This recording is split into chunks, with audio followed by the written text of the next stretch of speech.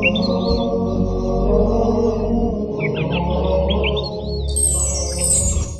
باللہ من الشیطان الرجیم بسم اللہ الرحمن الرحیم الحمدللہ الذی ہدانا لہذا وما کنا لنہتدی لولا ان ہدانا اللہ لقد جاءت رسل ربنا بالحق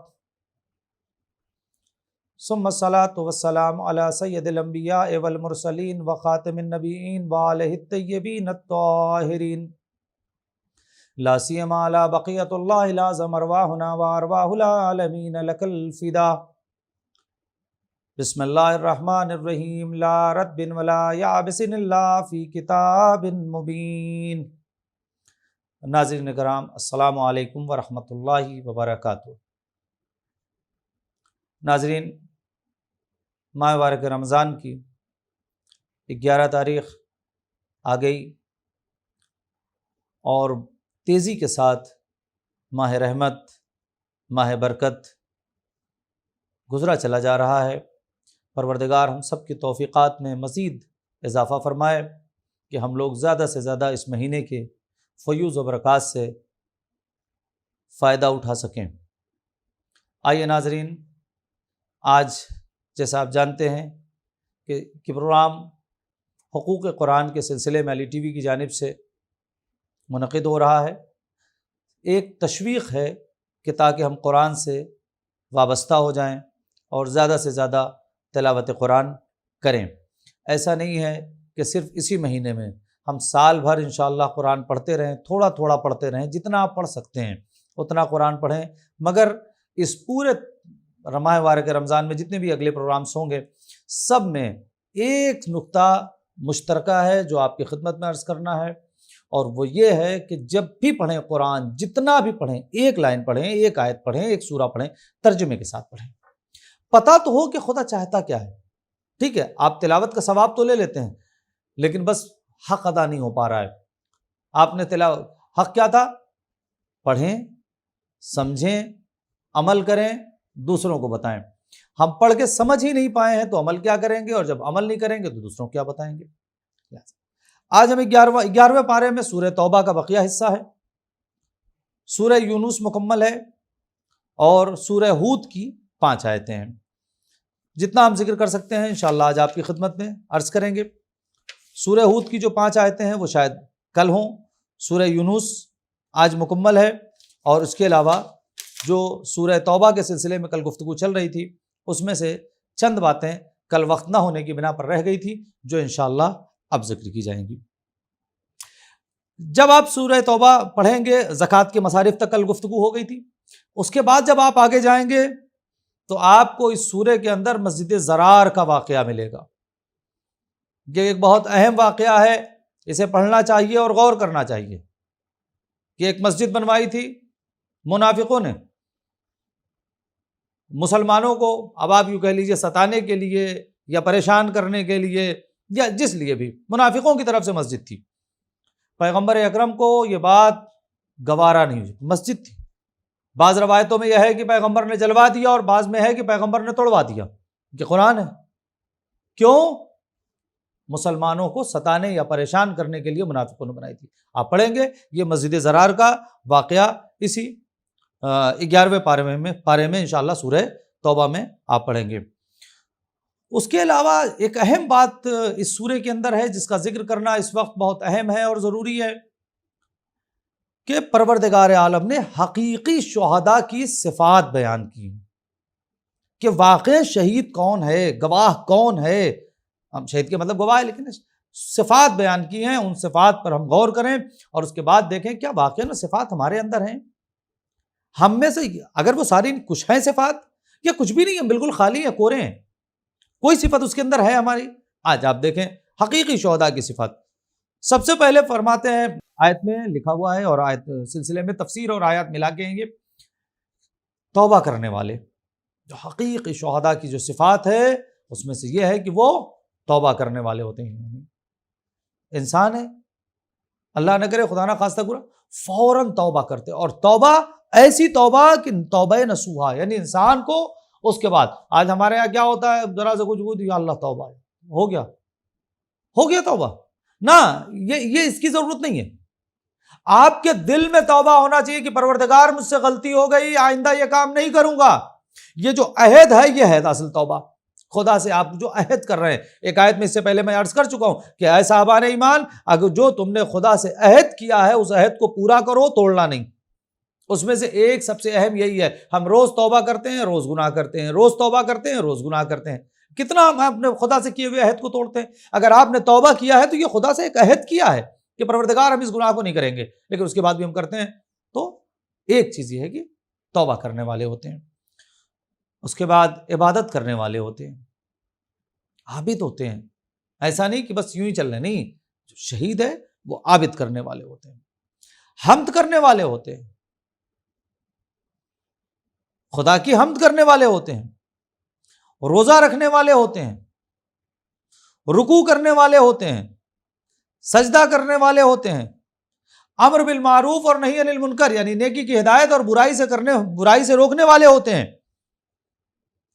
اور اللہ کے حدود کی حفاظت کرتے ہیں.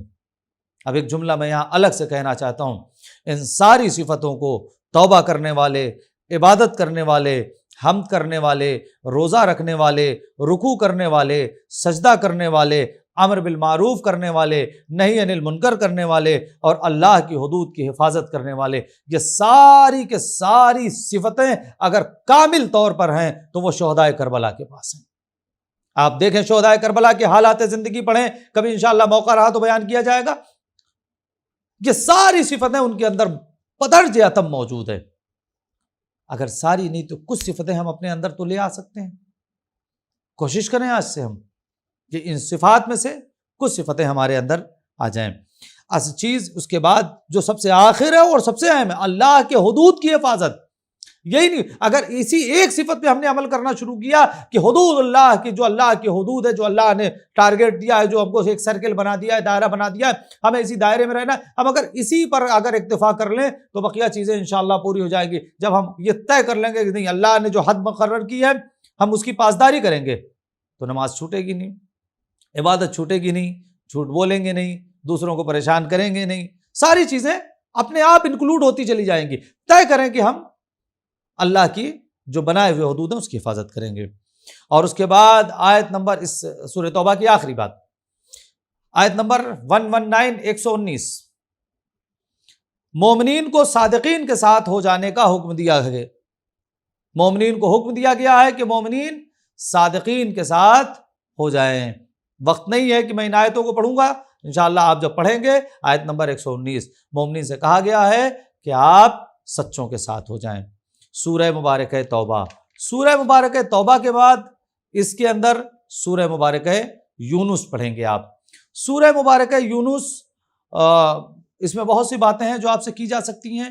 میں اپنے وقت کے اندر اپنی بات کو ختم کرنے کی کوشش کروں گا. حضرت امام جعفر صادق علیہ الصلاۃ والسلام اللہم صلی اللہ علیہ فرماتے ہیں کہ جو شخص اس سورے کو کم سے کم 2 مہینے میں ایک بار پڑھے، کتنا آپ کو وقت دیا گیا ہے، کتنی مہلت دی گئی ہے، روز نہیں کہا گیا، 2 مہینے میں کم سے کم ایک بار سورہ یونس کو جو پڑھے وہ جاہلوں میں سے نہیں ہوگا. کتنی بڑی بات ہے، کتنی بڑی بات ہے. امام فرماتے ہیں کہ جو شخص اس سورے کو 2 مہینے میں ایک بار کم سے کم پڑھے، آپ سے ڈیلی یا ویکلی نہیں کہا گیا ہے، کم سے کم 2 مہینے، 1 مہینے میں 2 مہینے میں ایک بار، کیا مشکل ہے. تو مولا فرماتے ہیں اس کا شمار جاہلوں میں نہیں ہوگا، اور قیامت کے دن وہ مقربین میں شمار ہوگا. قیامت کے دن مقربین میں شمار ہوگا، اور اس کا شمار جاہلوں میں نہیں ہوگا، یعنی کہ یہاں نہیں، وہاں اس کا شمار عالموں میں ہوگا. جو اس سورے کی تلاوت کرتا ہے میدان قیامت میں اس کا شمار علماء میں ہوگا، عالم میں ہوگا، جاہل میں نہیں ہوگا جو اس سورے کی تلاوت کرتا ہے. اس کے بعد پھر ایک روایت ہے کہ اس سورے کی تلاوت کرنے والے کو جناب یونس کی تصدیق کرنے والوں کے برابر اجر ملے گا. اور دوسری روایت میں ہے کہ تصدیق اور تکذیب کر رہے ہیں، یعنی جتنے لوگ جناب یونس کے زمانے میں تھے جو ان کی تصدیق کرتے تھے اور جو ان کی تکذیب کرتے تھے، ان کی جو عدد بنے گی، جتنے بھی کاؤنٹ کرنے کے بعد لوگ ہوں گے، ان کے برابر، ان لوگوں کے برابر اکیلا اجر اس شخص کو ملے گا کہ جو اس سورہ یونس کی تلاوت کرتا ہے. آگے چلیں سورہ یونس میں کے مطالب کیا ہیں؟ دیکھیے اس میں ایک بات اور آپ کی خدمت میں عرض کر دوں کہ تقریباً پورے قرآن میں 4 مقام ہے جس میں جناب یونس کو یونس کہہ کے بلایا گیا ہے، اور ایک جگہ مچھلی والا کہہ کے بلایا گیا ہے، مچھلی والے کے، چونکہ وہ مچھلی والا پورا واقعہ ہے جناب یونس علیہ الصلوۃ والسلام کا۔ خیر اس میں مجھے ڈیٹیل میں نہیں جانا ہے، ویسے ہے وہ بھی کافی دلچسپی کا، آپ ترجمے سے پڑھیں گے تو انشاءاللہ آپ کو لطف آئے گا کہ کس طریقے سے وہ کیا واقعہ ہوا تھا۔ آیت نمبر 31 میں پروردگار عالم نے اعلان کیا کہ دیکھو تمہارا رازق، تمہارا مالک، تمہارا خالق اور تمہاری ذات کے متعلق ہر تدبیر کرنے والا میں ہوں، یعنی اللہ، اس کے علاوہ کوئی نہیں ہے۔ تمہارا خالق اللہ ہے، تمہارا مالک اللہ ہے، تمہارا رازق اللہ ہے، اور تمہاری ذات کے متعلق ہر تدبیر کرنے والا صرف اور صرف اللہ ہے، اللہ کے علاوہ کوئی نہیں ہے۔ لہذا ہمیں اس بات پر یقین کر لینا چاہیے کہ ہمارا رازق اللہ ہے، ہمارا مالک اللہ ہے، جو کچھ ہمارے ساتھ ہو رہا ہے وہ خدا کے ہاتھ میں ہے، خدا جس طریقے سے کرتا ہے۔ آیت نمبر 18 میں ہے کہ بتوں کو شفیع بنانے کا یا بتوں سے شفاعت کے نظریے کو قرآن نے باطل قرار دیا ہے کہ یہ پتھر کے بنے ہوئے بت تمہاری شفاعت نہیں کر سکتے، اس نظریے کو خدا نے باطل کیا ہے۔ اس کے بعد حضرت نوح، حضرت موسیٰ، حضرت ہارون، حضرت یونس کے قصے بیان کیے۔ سورہ یونس میں جناب نوح کا قصہ آپ پڑھیں گے، میرے پاس وقت نہیں ہے کہ میں تفصیل میں جاؤں تمام قصوں کو۔ جناب نوح کا قصہ ہے، جناب موسیٰ علیہ السلام کا قصہ ہے، جناب ہارون علیہ السلام کا، اور خود جناب یونس کا وہ پورا مچھلی والا واقعہ کہ کیسے وہ اپنے شہر سے نکلے، کشتی میں بیٹھے، مچھلی میں گئے، پیٹ میں گئے، خدا نے مچھلی کے پیٹ میں زندہ رکھا اور واپس اگلا، اور وہ پورا تفصیل آپ قرآن میں پڑھ لیں۔ اس کے بعد ہدایت کرنے کا معیار بتایا گیا ہے کہ ہادی کون ہوگا۔ ہر انسان ہادی نہیں ہوتا ہے، ہادی کی شرائط ہیں، وہ شرائط انشاءاللہ اس میں بیان کریں گے۔ اس کے بعد قیامت میں سب کو جمع کیا جائے گا، جتنے اول سے لے کر آخر تک ہیں، کسی ایک کو نہیں چھوڑا جائے گا، سب کو قیامت میں جمع کیا جائے گا۔ آپ ذرا سوچیں، جس وقت سارے جمع ہوں اور اپنے حساب کتاب میں لگے ہوں، اس وقت اگر ہم کسی دسترخوان پر بیٹھ کر جنت کی نعمتیں کھا رہے ہوں تو کتنا بڑا شرف ہوگا۔ وہ کب ہوگا؟ تلاوت قرآن سے۔ لہٰذا قرآن کو کبھی مت چھوڑیے گا۔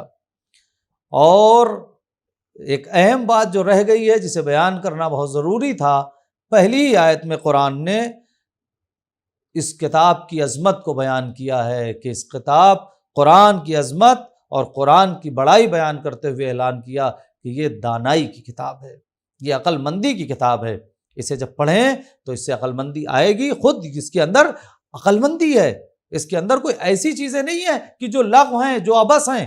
یہ قرآن عاقلوں کے لیے ہے، یہ قرآن عقل مندوں کے لیے ہے، قرآن عقل کو والوں کے لیے ہے۔ لہٰذا زیادہ سے زیادہ اس قرآن کی تلاوت کریں، زیادہ سے زیادہ اس ماہ مبارک رمضان میں آپ کوشش کریں کہ ہم تلاوت قرآن کریں اور اس سے جتنا ہو سکے استفادہ کریں، اس لیے کہ یہی وہ کتاب ہے جو خدا کی طرف سے آئی ہے اور ہمیں خدا کے سامنے ہمارے لیے شفیع بنے گی اور خدا کے سامنے پہنچ کر ہمیں جنت تک ہاتھ پکڑ کر لے جائے گی۔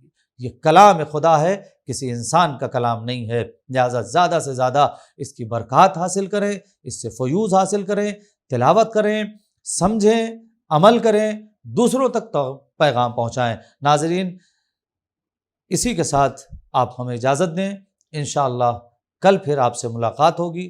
تب تک کے لیے التماس دعا، خدا حافظ۔